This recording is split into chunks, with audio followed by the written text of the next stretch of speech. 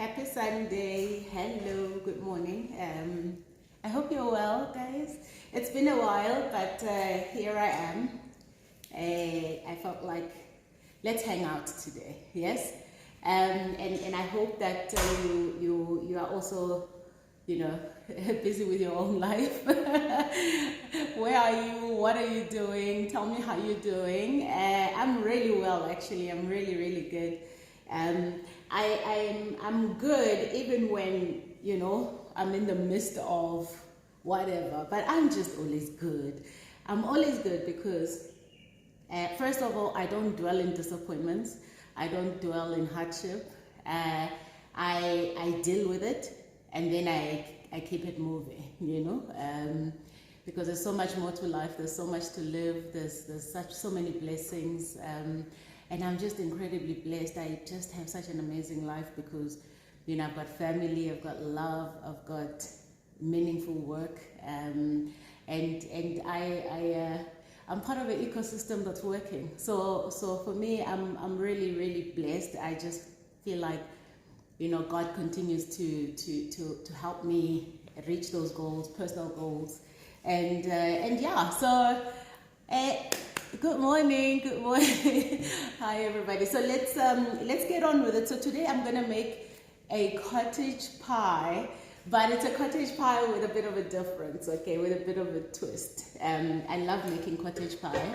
In fact, I love making all pies, but because I don't eat things with pastry, I often just make pies for my family, and today though, cottage pie is with a difference, and I absolutely enjoy it. So good morning. Are you back from church? Do you go to church?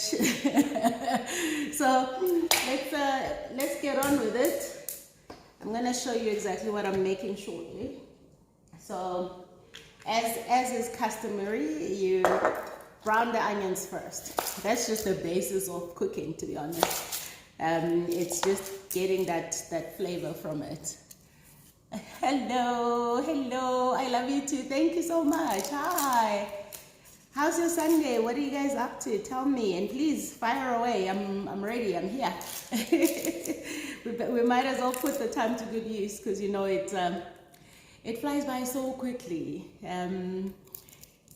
We church at home. Yeah, I agree. I church at home as well. And then, there's times when you feel like worshiping, but I also just worship here at home. And I think since lockdown, church hasn't even been an option for us. Not that I was ever a every Sunday church going person, no. I used to be that when I was younger. And now I just like, God is where I am. So, so yeah, let's see what you got for me. Let me just get these onions in the pot quickly. Thank you so much. Watching live with your daughter. Hi, hello. What's your daughter's name? Is it Luna? All right, so let me get these onions in there, then I can catch up with you. Remember to just put your questions in the question box, and I can follow them better. And I'll do my best to answer. Of course, every answer I give is completely my opinion. So so you are still allowed to come up with your own. And only take, what applies to you or what works for you from everything that I say, because you still have to live your own life. I just share my own experiences, which I'm 100% happy to. So, Dee says, how do you balance everything? It seems you have everything in order.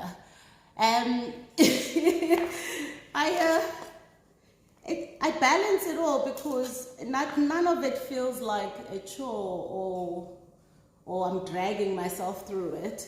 Somebody else, they said, complimented my chopping skills. They want to see what the onions look like. That's what they look like.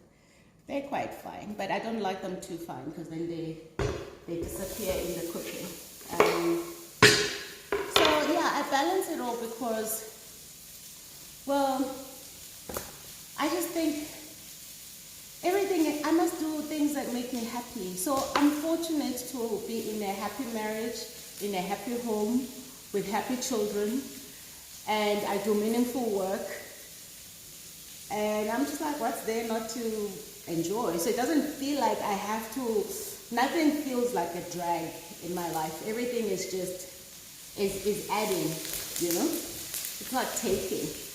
And I think it becomes a serious problem when things are constantly taking and not giving. So everything I do does fuel me.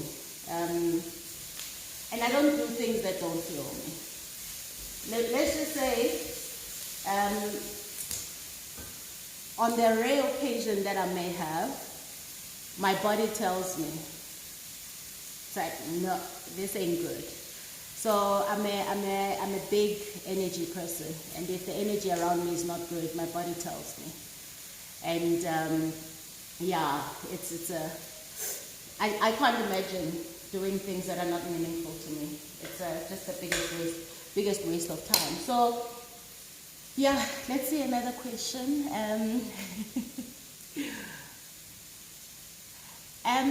My phone says, how do you deal with pain and not dwell in it?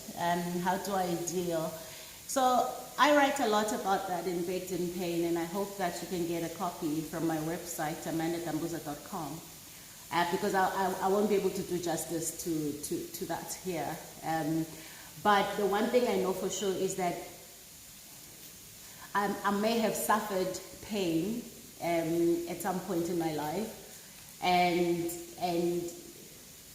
you know, I didn't have a choice on that. I didn't decide. I didn't choose that that's what was supposed to happen to me. But I'm an adult, I make my choices now. So not dwelling in the pain is a decision. But also it's not just a decision that you make and then everything happens. It's a decision you make and then you follow through with some actions. So actions are seek therapy where you need therapy, seek prayers where you need prayers. There's nothing wrong with that. Seek help, you know, and confront that pain, because ultimately it eats away at you. It doesn't eat away at the people who've inflicted the pain on you. So, you know, it's just a decision that you make, but then you must also follow through. Especially when you know, only you know what your struggle is, and no one can tell you that. Even when people see you struggling, only you know the depth of your struggle. So seek help where you need help. Thank you so much. Yes, you can also get the book on Amazon. So Amazon.com is for overseas markets. So both Baked in Pain and my children's book, A Brave Girl Named Aya, available on Amazon as well. But if you're in South Africa, order from my website. Unless you want an ebook, you can get it on Amazon as well. Hey, I went all in, guys. All right, so I'm just browning some onions, and then I just put a scoop of garlic, crushed garlic. And remember, with garlic, you must also fry it like you do onion, because if you don't, the gases don't get released. So, what's for lunch? I'm making a cottage pie. But it's a cottage pie with a twist.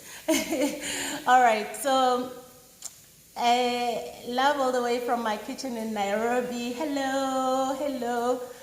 I'm not sharing any recipes. This is the recipe. You take your own notes. This will be uploaded on my YouTube channel again, so you can just follow what I'm doing. So I've just fried and browned onions, and I'm now going to brown some garlic. And I'm using extra lean beef mince for my cottage pie. I would like to urge you to use lean beef. Lean of everything is good for you, because then you don't have those saturated fats, which is not good for you. So I used extra lean beef. In fact, I prefer lean beef, but then extra lean is also good. The lean has a little bit of juice, but we know how to work with it. But you'll see what I do with my cottage pie. So my onions are looking good now. Let me show you. If you are Mr. Manzana says hi. Tell him I said hello. Now I need to be a bit more considerate. No, joking. He's cool. I really enjoy him. I enjoy his company. I miss him very much. Let me show you now. Okay. We've browned the onions. They're looking good. So let's get some. No, I'm not a Woolies ambassador at all. I just buy my groceries there. All right, so some mince. And if I'm gonna cook large quantities, I like to buy this one, which is a kilo, but it's got 2 portions. Then you can use however much you want. But, to ensure that you don't waste, just buy small packs and buy only for buy the size portions that you would use. Otherwise, you then just end up wasting food. The one thing I can tell you about my husband, he wastes food. Jesus, that guy. he'll use a pack of bacon and use half of it and leave the rest uncooked in the fridge, and then 3 days later, you're like, you can't use that. And I've tried. These cheese boys who grew up with everything. So I've tried to be like, babe, just cook the whole thing. Rather keep it cooked in the fridge. Then it's not waste. But man, I've actually just given up on that one. All right, so what I'm doing now is just literally browning the, let me show you. I'm just browning the mince. You'll see. Yeah. All right, so whilst that carries on, let me just watch some of the questions here. Andile says, no, sissy, we buy bulk for the month. Yeah, no, you can buy bulk. I'm just saying the portions of the food. You can buy 10 times 500 grams instead of one big 2 kilogram. Then you have to defrost the whole thing, or you have to split it and put it in little plastic bags. But anyway, whatever works for you. I'm just trying to encourage us not to waste food, because it's not just about the money we spend on it, it's about what we're doing to the environment. So, you know me, I hug trees and things, but of course I eat meat, so sometimes it feels like you kind of have to compensate for the damage you do, you inflict on the environment by doing good. So yeah, okay. Let me go to I see the questions on the comment section, but I won't be able to answer it because it keeps flying past. So just put it in the question box, okay? Unless you don't have it. So Nanti says, how do you create boundaries with family, especially mother? I'm 29, but she still wants to have, looks like control. If you're 29, are you staying at home still or not? I hope not. If yes, when are you leaving? Because you can't create boundaries when you're physically in someone else's house, you know. So I just think, listen, the conversation around mothers is a very touchy subject, and I said this on my podcast with Mpumi. I've said it before, in fact, on these live sessions. It's a really difficult thing, but you have to understand how to protect yourself and that you're no longer someone's child. You are their child, but you're not a child. You know, so you have to also focus on what's good for you and find your own rhythm with them. I just find that distance for me works. But I mean, remember, my situation is completely different from yours. And I cannot be controlled. And I think it's one of the reasons why there's often, you know, there's that much tension sometimes, is that I cannot be controlled. No one can tell me what to do. And hey, remember, I don't know what your circumstances are, but with me, if my mom said anything like, I raised you, I'll be like, about that.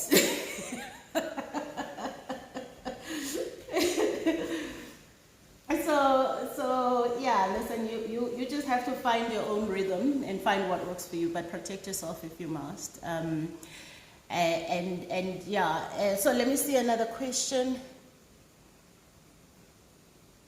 Yeah, Musa, you're right. That's what I also said, that, you can buy bulk and then just separate. But for me, it just seems like a lot of admin. The question earlier was, how do I balance it all? I try and cut out admin. But hey, you do what works for you, okay? The other question is, how did you take your first step in quitting your 9 to 5? So I also write about this in Baked in Pain. Actually, there's a reason why I wrote Baked in Pain, is so that people can find those answers easily, and that you can keep going back to it. I mean, the book is only like $200, so and it's what I believe is a lifelong manual.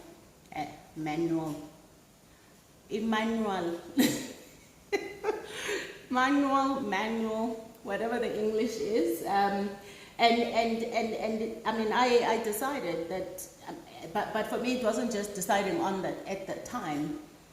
I have been an entrepreneur for most of my life, since I was 23 years old.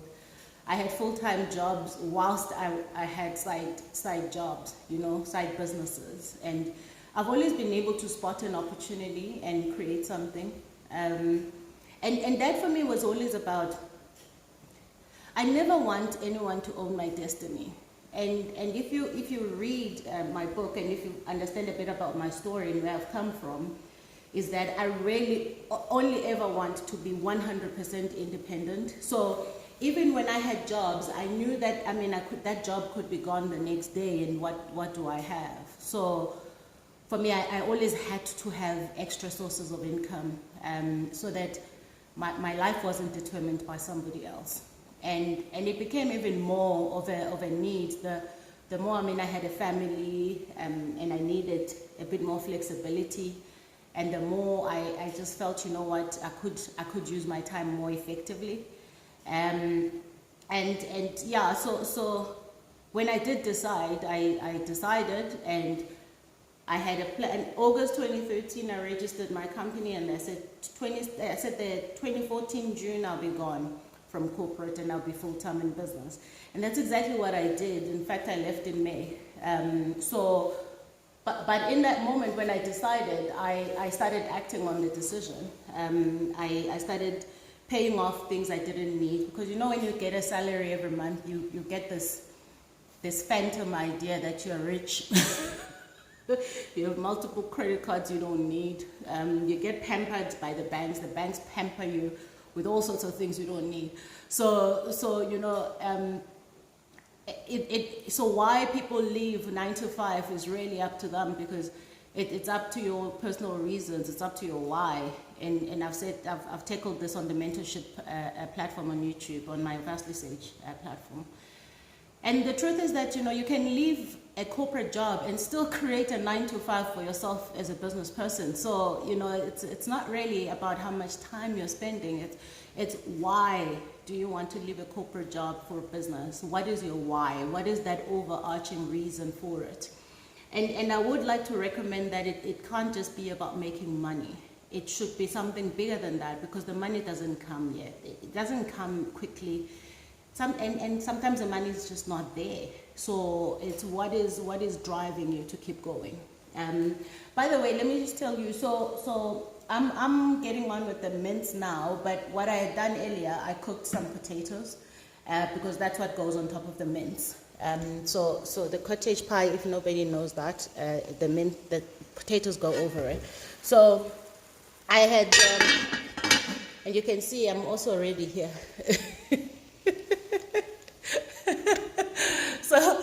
So yeah, I cooked the potatoes already. And I cook the potatoes in the skin. I don't peel them, because the problem with peeling the skin is that you get rid of all of those nutrients. And I love potatoes. I eat starch proper. I have no issues. I'm never on any diet except the healthy diet.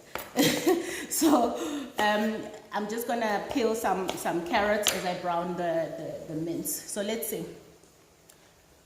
Yeah, debt is the biggest thief, to be honest. But I mean, a lot of us can't live without debt. We can't buy a lot of things cash. But it's one of the things that sets us back. I mean, I started out with a big student loan. I had to pay back my student loan for many years. Then you start with those stupid accounts you don't need. Then you have credit cards you don't need. It's a very difficult thing when you're trying to build a life and you don't have the cash reserves or the cash to do it, and people still, we like preaching to people to just rather save and wait. But the truth of the matter is sometimes, you got expenses that you gotta take care of, and a lot of us who have obligations, and so I get it, but the understanding should be that you must be putting away something every month. And financial planners will tell you at least 10% of your salary should go towards saving. Now a lot of people don't even have that much left, but you have got to force it into your way of life. You've got to force it, even if it's less than 10%. And make sure that you've got these policies, retirement policies, life policies, especially life cover. Because if you have children and something happens to you, if you don't have anything left for them, they'll be in the mercy of other people. And again, there goes their destiny being owned and determined by somebody else. So, this is so important. And I did tackle this in season 1 of Vastly Sage, the talk show on YouTube. I'm shooting season 2 this week, by the way, so I'm very excited. And we're coming in with amazing guests and just bigger. So I'm really excited. I'm so excited. All right, my mint is looking good. So let me take another question. Just give me a moment. What inspires you? That girl Sihle says, what inspires you? Your energy and confidence are enviable. My life inspires me. My children inspire me. Nature inspires me. God inspires me. My spirituality inspires me. I inspire myself. I love a good life. I love a great life. I love a great story. I'm just generally a person that is. I get my inspiration a lot from just my core, from being grounded in my spirituality, from the role I play in my children's life, how I've turned around my life, how I've risen above all of these things that, seek and sought to destroy me. So, I'm just like, actually, I'm my own goals. So, but I'm also inspired by people who don't sit back and complain about their lives. But again, it's what does inspiration mean for me? So I do peel the carrots, by the way, for this, because I don't like that bitter taste sometimes, because I'm not going to sweeten them or anything. So I do peel them for this one. But ordinarily, I also cook the carrots with the skin. And yeah, so I'm inspired by just living life, to be honest, and just pushing on.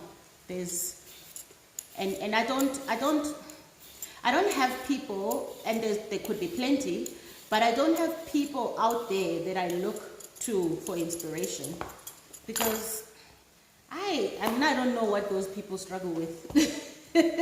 I don't know what their situations are. I don't know. They could just be lying to you here on social media platforms just so that you think their lives are great. So I just choose to err on my own internal, a very strong internal sense of drive and inspiration. But I must tell you, my children and my family they just do it for me, and nature.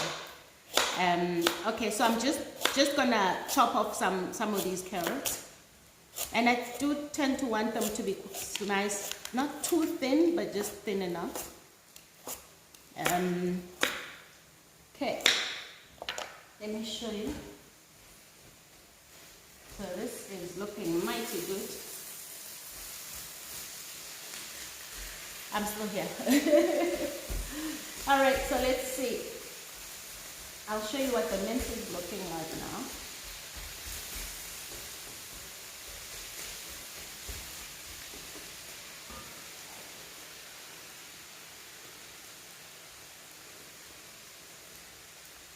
Umni says, I'm based in Namibia. If I purchase on your website, can you perhaps ship it, or how would that work? I've actually been trying to talk to distributors in Namibia and Botswana. I think I have a working solution, but Namibia I haven't got it yet, because the book is 200 rands. To ship it is 700 rands, so it makes no sense. And also on Amazon, we were hoping that they would be shipping it to those markets, but they're not yet. And just keep checking, because sometimes they change the rules. So yeah, I would most probably suggest that you maybe get an ebook, and you can read the book free on Kindle if you've got a Kindle subscription. But yeah, I'm working on all those logistics. Okay. I'll show you just now that my mince is looking nice and brown, and I'm gonna start to cook it out. But what I do with my food, I like to just cook it with spices. So let me just show you quickly. Thank you very much. You just got it on Amazon. Yay! All right, so that's looking good now. So I'm going to start to spice it up. Botswana, I just said that I've got a workable solution for Botswana. I just need to get the books to the lady that will be distributing them. So I'll keep you posted. All right, so I'm gonna start spicing this mince so that when I let it cook out, it cooks with the spices. So I start off with my coriander. Again, no product endorsements here, guys. But I'll just tell you, I add some coriander and this dried coriander. And then I absolutely love cumin. So I also add some ground cumin. So it's ground coriander, ground cumin. Sorry, I just have to open this. And I just pour spices. Depends on what your levels of comfort are. And then I'll add some oregano. So I use both dried herbs and fresh herbs, but I've got some oregano that I'm gonna add. And some thyme, dried thyme.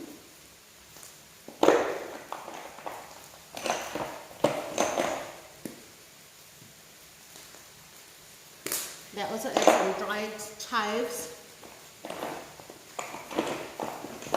There we go. Okay. And then, you all know this one, barbecue. just a touch of that. And then I do add a touch of crushed garlic. So I already added fresh garlic, so I'm just adding some crushed garlic. Then let me just show you now. Hey Stacy. All right, so see, just poured a bit of spice and browning nicely. And I'll show you what I did just now. What you'll find is that the reason I like using lean beef mince is that it's got a bit more juice. Extra lean is quite dry, but I mean you'd rather go with that than go with fatty mince. So I'll show you now what I'm going to do with that. And the carrots we'll put towards the end of the cook, because we don't want them to overcook, but we also don't want them to be undercooked. Stacy, I missed you. I missed the big guy. They're in the UAE, by the way. All right, so let's see. Let me pick some questions here. November says, what helps you stay in alignment with yourself despite cultural... all right, so I can't see that full question, but it says what helps me stay in alignment with myself is, first of all, because I know myself. You know, I've spent the time investing in who I am, and I've kind of just, you know, decided that I'm going to go against the grain and do what I believe is right for me rather than what people tell me I should do. So I've got, again, it just goes back to investing in yourself and understanding who you are, what your vision is for your life, and what are you going to do to enable that vision. So I'm a big vision person, and I am a big, do things that enable your vision. So I'm just going to pour some water, a bit of water into the mince to let it cook out. And then I'll just let that cook for a while whilst I talk to you. Oh, it smells so good. That cumin and coriander, the ground cumin and ground coriander is just, that's really good. That's really good. All right, so I'll just let that cook for a while. And I like to show you what it looks like when it's not yet nicely prepared, but this is what it's starting to look like. It's really, really nice. Okay. All right, so let me see your questions. So yeah, I just think that if you start investing in getting to know yourself and understand where you're going with your life, and again, I always say this, we always leave those things to chance. We always leave ourselves to chance. But we're so keen to invest in getting to know other people and seeing how we can enable their happiness. We're also very keen to invest in jobs and things that we do externally, but rarely do we ever spend time with ourselves and get to know ourselves and put ourselves at the center of what we do. Because I really believe that if you don't know who you are, if you don't know where you've come from, if you don't know how the things that shaped you, how they influence how you show up, it's unfortunate that you'll have this misalignment with self, because you have to think that, can you guys hear me? I think my video keeps pausing. I'm not sure why. Okay. All right, let me take another question. Slindo says, how does one become a part of your organization? I'm not hiring at the moment, but usually it's through being hired. Fiery says, I have recently taken back control of my destiny and it's upset my spouse. How do I manage? I'm sorry, I can't actually get involved in spousal issues. I can't even advise you on that. So if you need help, please see somebody, because it's important. I don't advise on spousal and marital issues because I don't want your people coming after me. So I'm sorry, you're gonna have to navigate that one through help. Hi sis, any tips on how to stop feeling guilty for distancing oneself from toxic, I assume toxic relationships? Well, I'm not sure why you would feel guilty, because it's toxic. So it's not good for you. Why would you want to feel guilty about something that's not good for you? And that probably keeps eroding your soul, eroding your self-esteem, eroding your sense of worth. So the guilt part of it is something that you need to understand. That's got nothing to do with it. I mean, it's got everything to do with you always putting other people first. Always putting other people first. When you start taking back your power, you feel like you're shortchanging them and you feel that guilt. But why do other people deserve to be happy and deserve your accommodation more than you deserve it? I just think that we have to constantly challenge ourselves on that, because we are so quick to forgive others and so quick to bend backwards for people who won't even dare flinch for us. So I think even the guilt, the fact that you've been in toxic situations already means that, and I'm assuming you are not the toxic person. I'm assuming the other one was. I always have to check some of the things you guys ask. So maybe if you are the toxic person, seek help, and people must walk away from you. All right, let's see. I don't have a podcast, but I've got a YouTube channel called Vastly Sage. That's where I do the talk show. That's where I do the mentorship. That's where I actually upload a lot of content. And the session will also be uploaded there afterwards. So it's called Vastly Sage. Vastly Sage. Or you just Google Amanda Dambuza. I'm Googleable. I'm on the internet.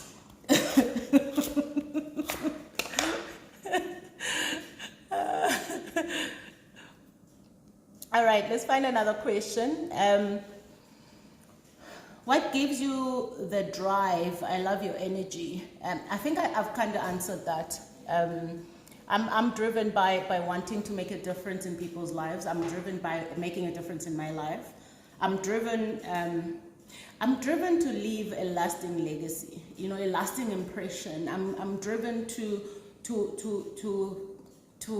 see my children, the outcome of my hard work and just listening to God and seeing, okay, where do I go with these children? How should I raise them? Because these are the people I'd like to see as my legacy long after I'm gone. But it's not just the physical beings, it's the spiritual beings. My children are spiritual beings. It's how do I enable that? How do I enable, children that long after I'm gone, they can still remember the lessons that I've imparted on them, and they can still remember the grounding, the values in the face of difficult times. And I think that's really what we are as parents, is just these guides. We guide them to get to a point where they themselves can start to look after themselves as adults and create their own future and path independent of us, long after we're gone. I think the worst thing as a parent you can do is raise children that are fully dependent on you. So, because you'll be gone, it's a given. We're not going to live forever. So why do we keep wanting to hang on to children when they in fact aren't ours? And parents that tend to want to hold back their children and hang on to them, that says more about them. So what are the issues? Deal with your issues. Don't keep shackling your children to a table because you don't want them to go, because without them, who are you? Man, I'm like, when are you leaving? I'm like, my job will be done. Beyond that, God will just have to forgive me for what I didn't do right or didn't get right. But, I just think that, we must look at those things. So I'm driven by the outcomes I want to see. I'm driven by the kind of human beings I'd like to leave behind. I'm driven by changing my ecosystem, because my idea of success is that I've enabled other people around me. So I've incubated businesses. I continue to incubate businesses in my own. I think about it. If I'm already paying 60,000 rands for rent every month in my offices, why must somebody else pay that if I've got the space? Now, please, don't all send in all your applications. I'm not taking in anyone. I already have people. But yeah, and if I'm able to create a job, to be honest, even on this job creation front, because that was my why. It's always been about, how can I be at the forefront of creating jobs? How can I change people's lives? And then, or help them change their lives, because I can only just give you an opportunity. It's completely up to you what you do with it. And I've also had to start thinking about myself as well and say, okay, Amanda, what is it that you would like to get out of it as well, besides that fulfillment and that vision realized?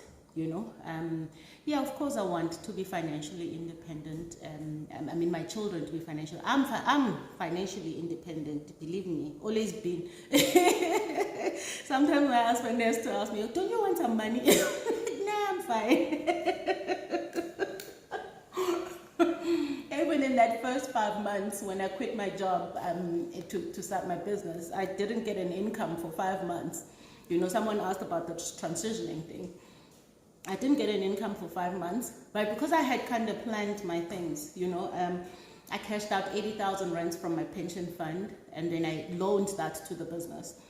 And I said, the business must just repay me. So, and then I had, because I cut out the debt. I wasn't under a lot of pressure to work. And I had a little bit of just small savings, but also my it helps that I had my husband as backup. But I never look at my life, I never feature my husband in my financial planning.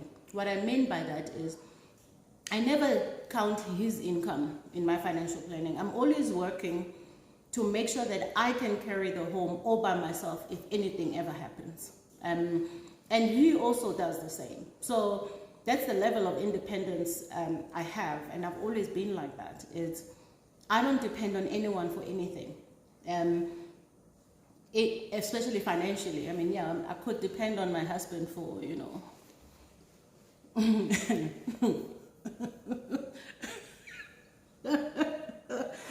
but I don't depend on anyone financially. I just work hard, So I think that it's important to understand what that drive, what are you trying to achieve. And I never understand people who depend on women, particularly who depend on men for their livelihood. I'm like, he walks out of here, and then what do you do? So I'm just that person who says, if you choose to leave or I choose to leave, I can 100% assure you that it won't be my pocket that suffers. And I'm very independent like that. So I can't even remember what the question was. Okay. All right, let's see. Lindo says, Mama Amanda, to you, you are loved by our girls. Oh, thank you so much. Thank you. There was no question there, just a comment.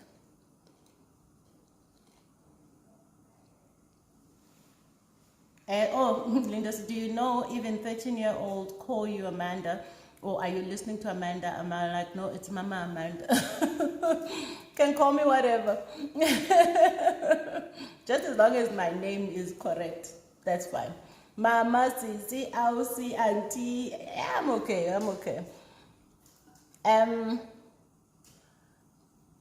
Okay. So yeah, I mean, when I did leave corporate, I mean, I stayed without an income whilst I was building my business, and my husband would offer me money, and I'd be like, nah, I don't need it. I'll take the money when I want it, not need it. Money that you want is better than money that you need. All right, my mint is really starting to look amazing. Look at that. You see, it's starting to cook through. So I'll just let it cook some more whilst I start to prepare. I'll start to prepare the potatoes, and that's quite exciting. You'll see what I do. So Tsecho says, any plans for an audiobook? I would love to hear the book in your voice. I must tell you that I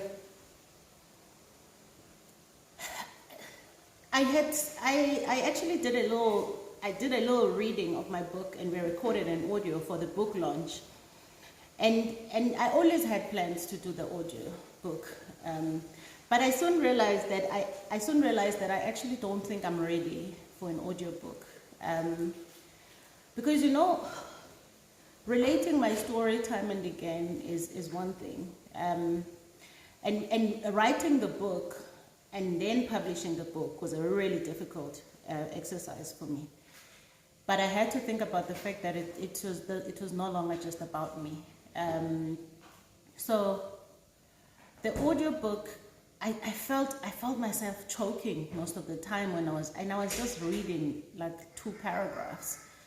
So I'm not saying it will never happen. I just think having written the book and I put the book there, then I don't have to, reread the book or because my story is really hard to take. Sometimes it's really hard to take. It's actually hard to take all the time. I've just learned how to rise above it, because every time I read it, every time I relate it, every time I'm reliving that moment, I'm reliving what I'm talking about. So I don't, as my friend Legend would say, just let's keep it moving. Unfortunately, you can't always keep it moving, because even in that moment when you are trying to keep it moving, there's so many things, there's so many triggers, there's so many actions, there's so many things still happening that just keep pulling you back there. So I'm not saying there'll never be an audiobook, but I'm just not ready. I'm not ready.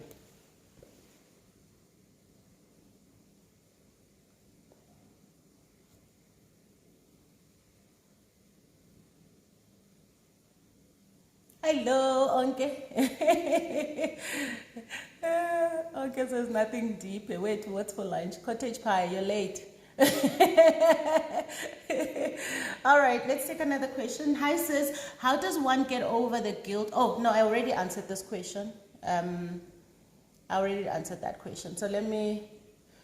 Lucy says, how does one enroll for my mentorship program? I don't have a mentorship program anymore. It's online. So you just click subscribe on Vastly Sage YouTube channel. That's it. Then you get exposure to what I do. The only people I still see one-on-one are the people in my incubation program, as well as the ones that I've kind of committed to. So yeah. Okay, let's get this mince going again. I like it when it's nicely cooked, because beef does take a while.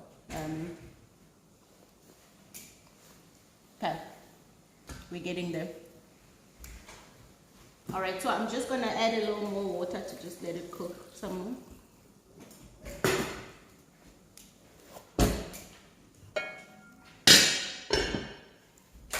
Baby, do you mind filling this up for me? Thank you so much. It smells so good. Oh, yeah, it does. All right.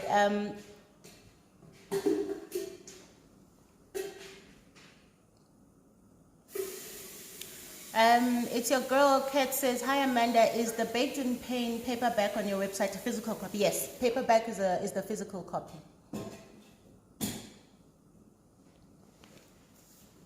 Okay, thank you, Mela. Modern Got in the kitchen, what is your advice in settling your bond when you want to get to business, as creditors can come after you and can come for you? So I'm not going to give you financial advice, because I'm not a certified financial planner, but speak to a financial planner. They'll advise you on what to do, because, you know, I also think that it wouldn't be right for me to advise you on that, because our risk profiles are not the same. So you know, if you gave up, if you used your bond, let's say you get a rebond. I mean, I don't know what your situation is, but let's say you take money out of your bond and you invest in a business. What if that business goes bust? And if the question is around, you know, how do you buy a home when you're an entrepreneur? That, again, that's a completely different question, I think, from what you're saying. But I choose not to give financial advice like that, because it depends on your risk profile. So your financial planner must do a risk assessment. You tell them what your situation is. You tell them, because I don't know what your financial situation is. And of course, if you go into business and you owe people money, they will come after your assets. Again, it depends on how your assets are registered. So this is why it's not a question that I can actually answer. But what I will definitely advise you to do is speak to a financial planner, speak to a broker, and that's what they're there for. So yeah. Amy says, love the dance. Do you do it more when you have achieved something, sealed the deal? No, I dance every day, love. You just don't see it. I dance every day. I never stand still. I'm always dancing. I'm always dancing. There's just some days when I record myself doing it and post it. But just the fact that I'm alive is a reason to dance. It's like... it's as basic as that for me. But I also just love staying active. I don't go to gym, so dancing is my gym. Living in Fullness says, you are a phenomenal businesswoman. How do you make time for your physical well-being? Oh, okay. I just answered. I stay active. I go for runs. I go for walks. I work in the garden. I play here at home. with my husband and with my kids. Yeah, so I do stay active. It's just not in the, I don't have to go pump iron or anything like that to stay active. And I think, we need to really think about what well-being is, physical well-being is. It's also eating healthy. It's drinking lots of water. It's not drinking on an empty stomach. It's, it's all of those things that physical well-being doesn't only come from going to the gym. You can achieve so much more by not going. In fact, physical well-being also informs your emotional well-being, your spiritual well-being. So all of those things for me are connected. It's who do I spend my time with? It's what am I discussing with other people? Is it building me or is it not? Yeah, so anyway, I think I've answered that. Musa says, am I ever afraid? Yeah, I'm afraid of crime of any kind. I'm afraid of that. And I am, but yeah, I think that's the one thing I'm afraid of the most. Yeah, that's a fear I have. And my children's well-being is always something I'm going to worry about. And I say worry, I don't worry every day, but you always want your kids to be healthy. So I do fear that, my child gets sick someday or something like that. Yeah, that's just normal motherhood fears. But outside of that, Nkisha.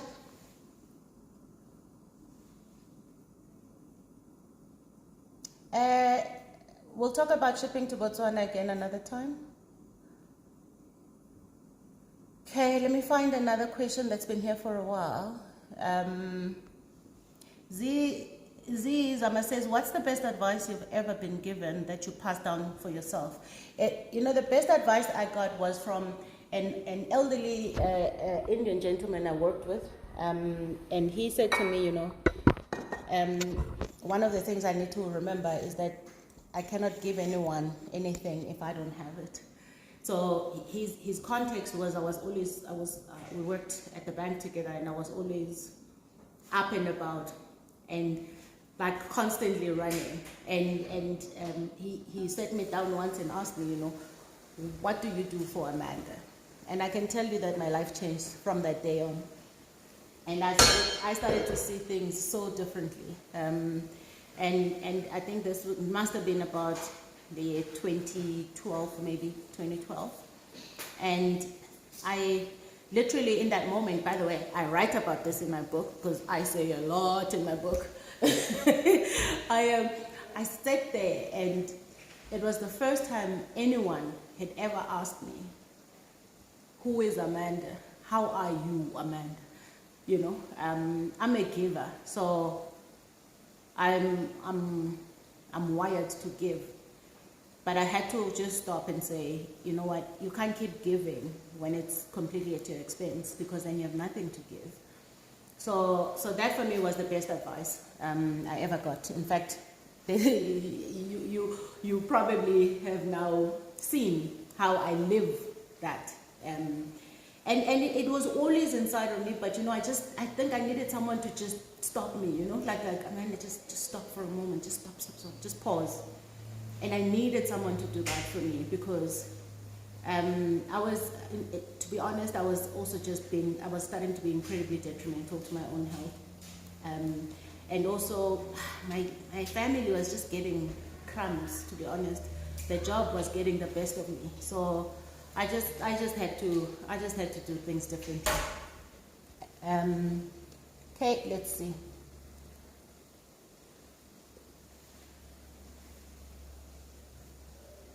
Okay, I already answered this question about physical wellness.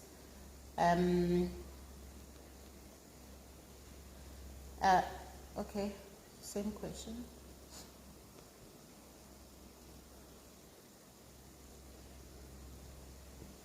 Aubrey says, I admire you, thank you. Any advice on the vineyards? I would like to believe that it's the best investment for bubbles. No, again, I can't give you investment advice. Please talk to your investment people.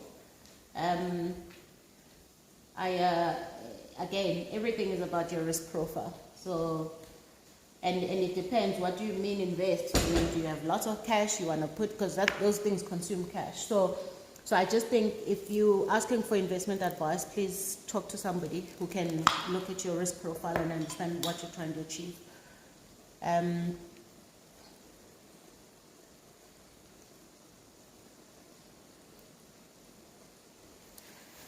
Linda says, how does one be... Oh, I already answered this question. What's happening here? Sorry, let me just find questions I haven't answered, because I've answered this question too.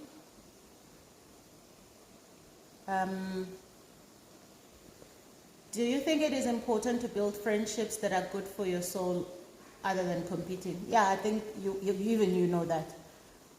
Why would you want to have friendships that are, or you're constantly in competition? I doubt that's a way of life.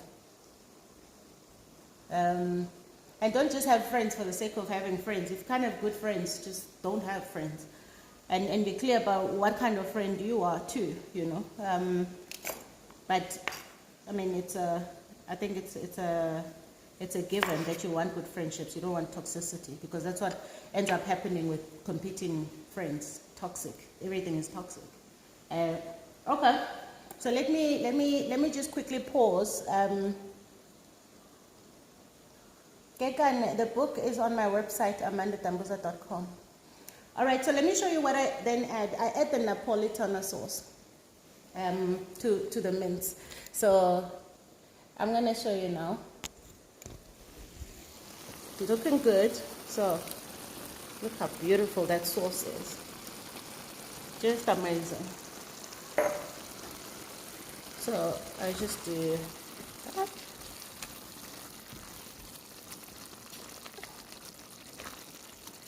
I just absolutely love the sauce. So that sauce is just nice and thick, and it's just perfect. So it's I use Napolitana sauce. So it's not just your typical just can of tomatoes that I use. And you'll see how beautiful it's looking just in a short while. And then what I'll do is add the carrot. So I sliced the carrot earlier. So I'll add that. And then I'm going to let it just cook through.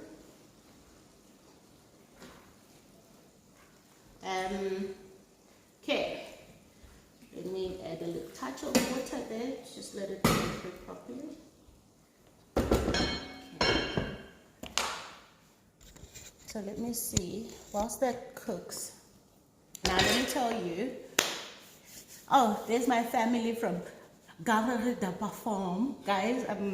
Hello. All right, so I'm now gonna just show you the potatoes. So remember, I had cooked them, and they're still hot. And then I'll show you what I'm gonna do with them. For this, I think I might have to just give me a moment whilst I reposition myself. Can you see? Yeah, there we go. All right. So here it's the potatoes. So what I do with the potatoes is I cook them until they're soft. So you'll see, if you can see that's how soft they are, right? So I keep the skin on and just add a little more milk. And the milk is just to make sure I can mash them, right? And you'll see, I'll just mash these, right? And I just keep the skin on, because that's really highly nutrient. So, and then I add some pouring cream. So I use some pouring cream, and here I use quite a bit to make that mash nice and creamy. So that's some pouring cream. And you'll see, I'm going to put this back in the stove.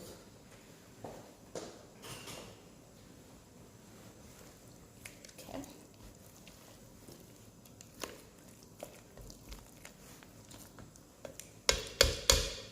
Just do that again. Okay. Then what I'll do here, just mix that a bit more. Okay. All right, so you can see, yeah, you can see that. And then what I'll do is, first of all, I'll add a touch of salt. So you can use any salt you want. And I'll actually use the granular one. So just a touch of salt. And then I add just a touch of black pepper. Okay. And then what I'll do with that is some ground parsley to start off with. So add some ground parsley. And I really like it, so add a lot. I'll also add some fresh parsley before I serve. And then I've got this cheese. So this is the grated hard cheese. Grated hard cheese. Okay. Do with that. I literally just add all of that there.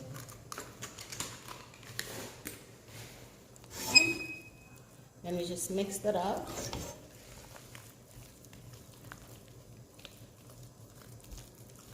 Okay, you can see that's starting to look really nice.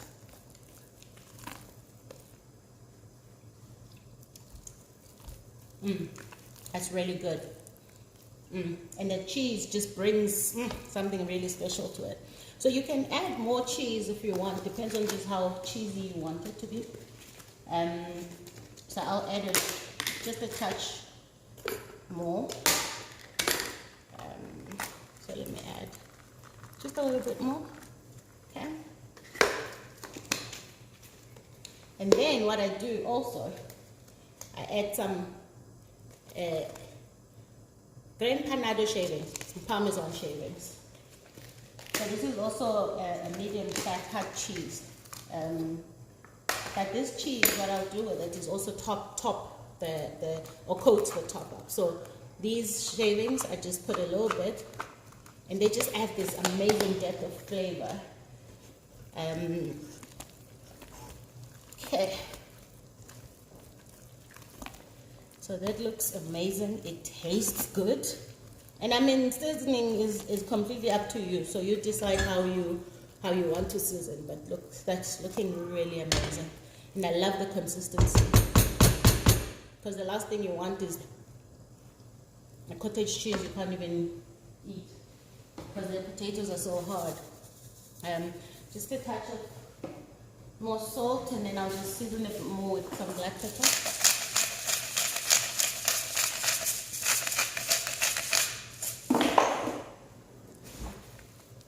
Okay.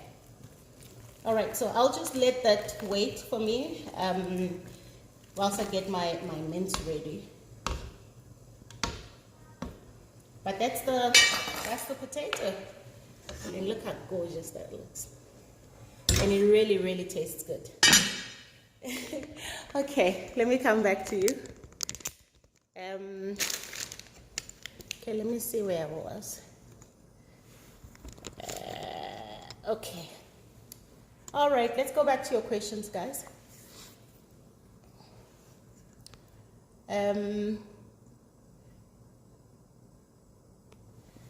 Tobile says, your take on lending money to a friend and they do not pay you back and they basically ghost you.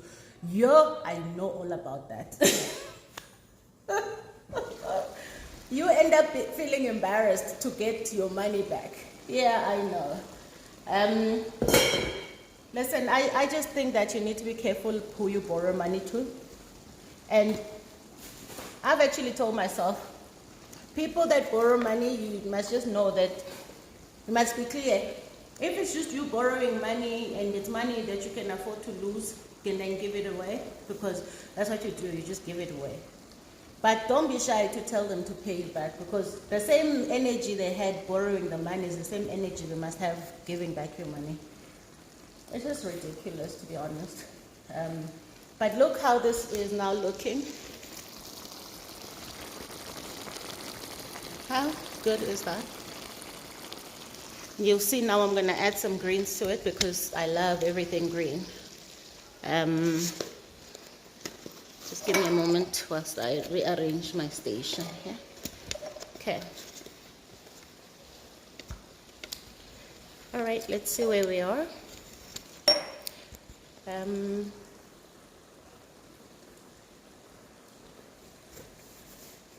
Don't worry, you'll have to you can watch it again in terms of what I put in the potatoes.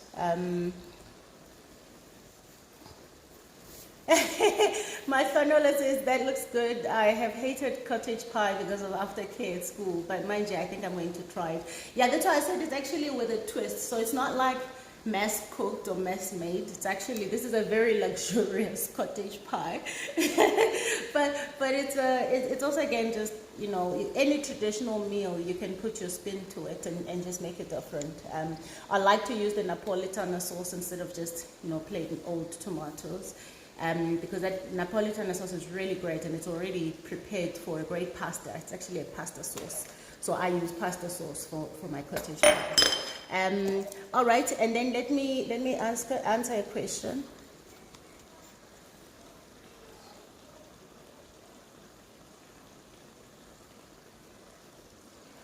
Balisa says, it takes a lot to give of yourself to someone else. How do you wish those you mentor to pay it forward? Well, my only wish is that, you know, they make a success of their lives, because that's the aim. It's for me to enable their success. That they take themselves, they take their whatever they're doing, they put in the right efforts, they practice what we discuss, at least what is relevant to them, and that they in turn do the same for somebody else. So that's my only expectation. I just want the people I've spent time on to succeed, but also to make sure that they help others to succeed. But you can't police that. You can't prescribe that to people. You can only just wish for it. So yeah. But I'm good. Musa says, do you think your corporate career paved way for some of the business relationships you have today? Without a doubt, without a shadow of doubt. I built a highly successful corporate career, and therefore people want to be associated with me, want to be associated with my work. You know, credibility goes a long way. And how you treat people at any point in your life does come back down the road. So now let's say people, you know, you can't expect to treat people unkindly when you're in a position of power and think that you'll always be in a position of power. I've seen things happen to people, you know, so who you are as a person does determine, you know, who chooses to support you at the end of the day, and the credibility that you've built over a period of time. So for me, absolutely 100%, without a shadow of doubt, in fact. And I think that, you know, it helps with that profile. It helps you with that, not just the grounding, but it helps when your name is known for something. So I mean, many years I was nominated as project manager of the year as I was rising in my corporate career, and already that means I know something about project management, or maybe they liked me, yeah. One of the two, but it was industry people that nominate you. So I think that, you know, then I started a business that I knew, which was project management business. That just that alone, you know, is half the battle won. But I've also seen scenarios where people are in a position of helping my business or give me business, and they don't. I mean, I don't like to beg anyone for anything, so I just move on, you know. And many of them have come back to me asking for jobs from me, and I'm just like, this thing called life, man. You know, if you keep thinking that because now you are here, you'll always be here. I think what I always aim for is, as I rise, how am I doing that? And and I always said this, in corporate, because you don't own your destiny, you can rise and have an amazing career, and someday you piss somebody off, which is what I used to do a lot of. This is not new, guys. Because I just like to challenge things, and then somebody might just decide, it's time for this one to go. It matters, who's running to catch you when you're falling, because ultimately, if you're working for somebody, you can't decide what's going to happen. Somebody decides what's going to happen to you. So I really think that as we climb these career ladders and as we climb our successes, our business successes, we need to really be cognizant of how we are treating people along the way. Because, even that person whose only job is to process your invoice, that person matters. In fact, that person is even more important than the one who's sitting as a CEO. So I really think it really matters what you do. And so my corporate career absolutely paved the way, but it's not just the career itself, it's what I was doing with the career, it's who I am, it's what I brought to the career. So one of the things I also add is fresh peas. So I don't like frozen of anything. So frozen peas, I just think they don't have vegetables that are frozen don't have that thing, There's something missing. So my peas are still growing outside, so I've bought these. And my carrots are baby carrots, so I wanted the big ones, so I bought those. But yeah, so I use fresh hand-shelled peas. So I add that. And I really don't mind adding quite a bit of peas because can never have enough vegetables. All right, so I'll show you what this looks like now. And then what I'm going to do, in the same bottle that I had the sauce in, I'm going to add some stock. So, sorry. I'm going to add some beef stock. So I've got some beef stock. So I'm going to show you how my kitchen is organized, so that when you're busy with your kitchens or your spaces, see, this is the stove, right? That's the sink. This is the oven. There's another oven. But look at my spice rack. That's my spice rack. That's my spice rack. So literally, and this is all the cutlery. And there, so everything is within distance. Like literally, all I have to do is one. I'm there. Yeah, only real cooks will understand this. But it's something that really excites me. In the design of my kitchen, I got it right. All right, so. So I'm just gonna, this is beef stock. This is beef stock. So let me just add a bit. I'm gonna actually use it.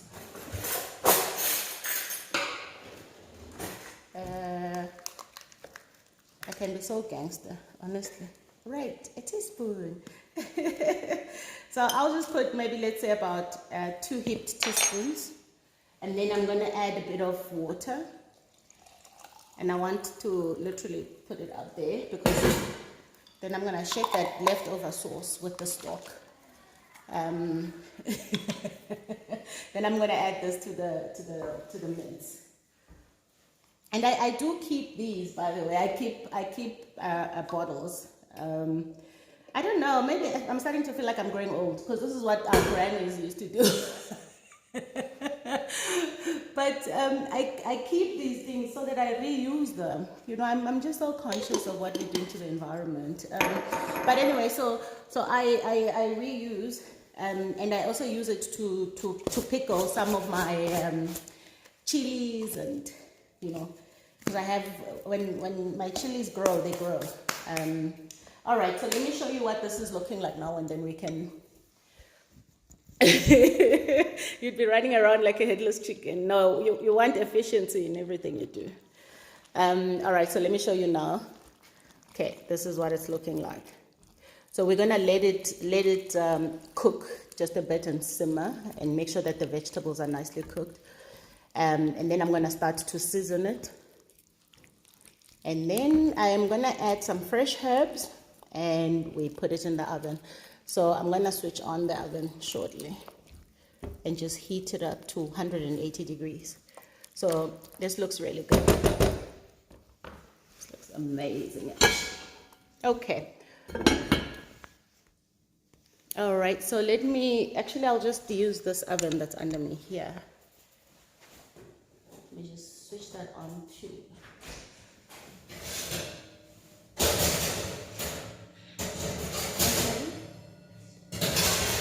No, you can go for it. All right, so I'll heat that up to about 200 degrees. Then I'll show you what I'm gonna do. So in the meanwhile, let me take some more questions whilst I finish. Why are you crawling? So one of the things I really like is spring onion, and I can never, ever get over or get enough of spring onion. And I do actually like the taste of it. So sometimes I don't cook it, I add it as a herb, so that I can still taste it. So what do I use the bottles for? I pickle stuff from my garden. So a lot of chilies I end up pickling. So that's what I use it for. But also I like to make my own sauce. Let me show you what I make. That is in the fridge. So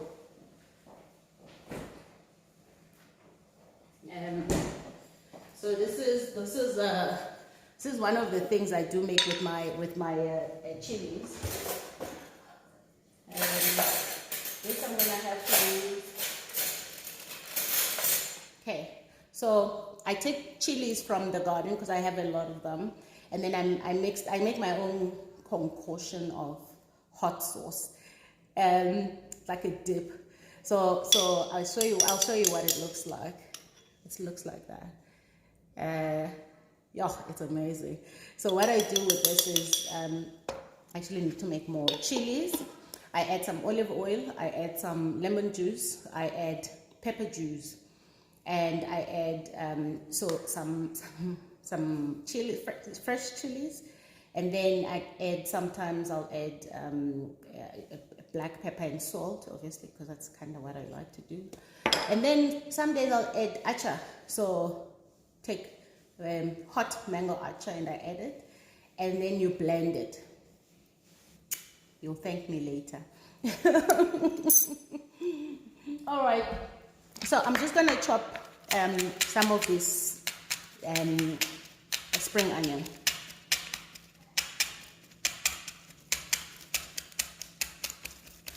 All right, and then you see I also have some fresh herbs that I'm gonna add as well. But let me answer a question.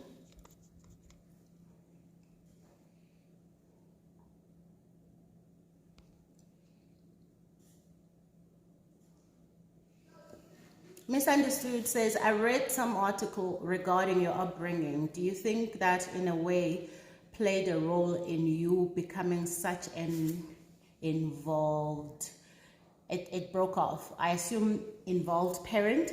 And the answer is 100% yes. I never would want my kind of childhood on any child, not even my worst enemy. So I'm very involved. But also, I think, to be honest, saying I'm involved sounds like I have an option not to be involved, which true. Clearly, some parents chose it, my case and mine. But I just can't comprehend that. So yeah, I'm highly involved in my children's lives. I'm very active in it. It's just a significant part of who I am. And to be honest, it's a role that I have to play for a short while, and then they're gone, they go and live their own lives. So it's a gift that God chose me for it. And through it, I can actually also heal my own, you know, through being through being a mom and a great mom, in fact. Yes, baby, I am. know because they tell me this every night. Honestly, they do. Every moment, in fact, every waking moment of their lives, they tell me that. So I can only believe what they say, and I can only believe what I know to be true. And, you know, so yeah, it absolutely played a significant role, without a doubt. Okay, so I'm gonna take this. Joe Binder says, how do you handle procrastination when it creeps in, if ever? I never procrastinate. I don't get it. It is not something that's in my makeup. I'm actually, and people that work with me know this. I'm that person that's like, let's just do it. And I don't over plan anything. I have a thought. I'm like, okay, I get on with it. A lot of people can't keep up with me because I'm that person. Someone still wants to sit and put together a plan, and I'm just like long gone by then. I mean, I'm busy with a project now that to be honest, I knew nothing about, and I enlisted the a vendor, a supplier, that's actually quite that's their space. But my gosh, everything is a meeting. Everything is 3 weeks. I'm just like, I'm carrying on by myself. So I'm that person. I just do it. And the great thing about that is you don't spend your time over planning and then coming to an idea and realize that actually it no longer makes sense. So you just execute and then you fix as you go. You figure out as you go. Which is just incredible. For me, I love to live that way. So a lot of people really, they're like, you don't want to meet and come up with that? I'm like, no, here's the idea. Here's what I believe we should do. What's your opinion? Okay, let's do it. And often they're like, oh, okay, so I'm like, no, send me the invoice. I pay in that moment, done. I think I'm one of the best clients, honestly. Because I pay, baby, I pay. But I never procrastinate, honestly. I just think it's I just really tell people who struggle with it that think of the opportunity cost. So you're sitting there thinking and planning and wondering and wishing, when are you going to live your life exactly? When are you going to start getting on with your goals? Because we can't carry on as though we have forever to live. We don't. You could die tomorrow. You could die now. I could be talking to you and then dropped dead. What are you going to say you've done with your life if all you do is keep procrastinating? So, I mean, even people end up staying in toxic relationships for a very long time. By the time they get out, they have nothing. They are nothing because that's what they've led themselves to believe and let others treat them that way. So when are you going to start believing and realizing that you deserve a good life? And a good life means you get up and you do things. You come on, get on with it. So I always act like I'm not going to see the next minute. Bob. I always act like tomorrow is not coming. And this is why you see me live my life the way I do. I don't ever say there's something that must wait till tomorrow. Not with me. Don't take that to mean I've got a shocking work-life balance. No, I'm perfectly fine in every sphere of my life. The one thing I don't do, and I achieve my goals every single day, I don't publicize most of those things, but I can tell you without a shadow of doubt, if I want something, I get up and I get on with it, and I do it. I go after it. Because I may die the next minute, and what am I going to say I've done with my life? So procrastination is just a thief. It's there to steal your opportunities. It's there to steal your life. And you let it because you just like, yeah, okay, you know what? I'm really unhappy, but let me see. I'd rather be with someone than not. Oh, but maybe I really just want to get out. And then you're like, you've got friends that are toxic, but you keep spending time with them anyway because you don't want to be alone. Or you know what? Now you might start again and look for new friends. You're in a shit job. Oh, excuse my French. You're in a crap job. Oh, wait, sorry. you're in a bad job and you keep going because you think, where else am I going to get another one? Or I'm too lazy to get up and look for another one. Or it's just too much effort to go start again. You must start again every day if you must, because that's where life is. Anyway, I'm preaching now, I know. So I just think that you need to realize what that opportunity is costing you if you don't get on with it.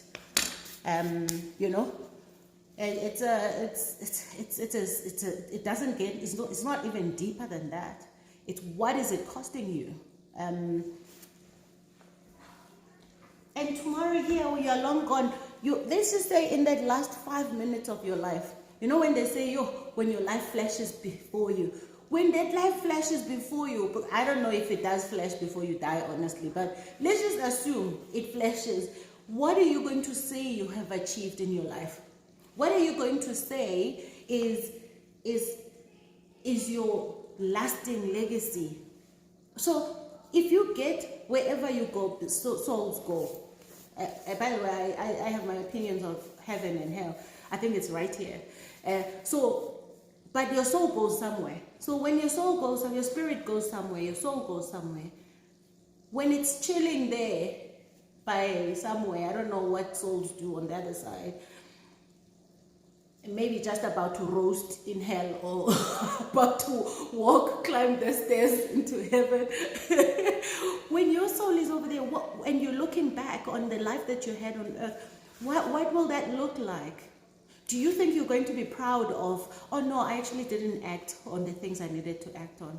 Oh, actually I'm really proud of the fact that I never left.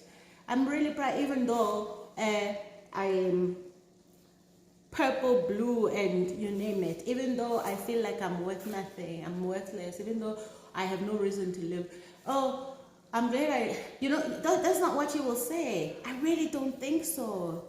So I just think we waste our lives thinking about all the things, the possibilities of something not happening, rather than looking at the possibility of you making it happen. So make it happen yourself, right? So just make it happen yourself. No one's gonna do it for you. No one's gonna change your life. No one's gonna live your life for you. No one is gonna get up and do your work. You must get up and do it. And please, if you choose not to, and you keep thinking, overthinking, over planning, procrastinating, then let other people carry on with their lives. Don't judge them. Don't be like, busy as, or when's that cool? No, those are people who are sitting doing nothing with their lives. They're busy worrying about other people's lives. Worry about yours. Get up and do what you need to do. Get up and work on your dreams. Push on your goals, because you will soon be dead. And what are you going to say? What are you going to say? All right. I think I need a drink. I've been ready. Hit me with it. What time is it? Oh, 12 o'clock. Okay, we still got time.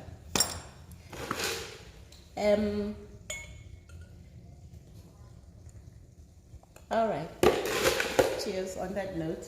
I hope you just get up and do it. All right, so, hasn't it? Church is in session, guys. Church is in session. All right, so this is my spring onions. I've chopped that nicely. Then I'm gonna add it to my mince, which, by the way, is now 100% ready for seasoning.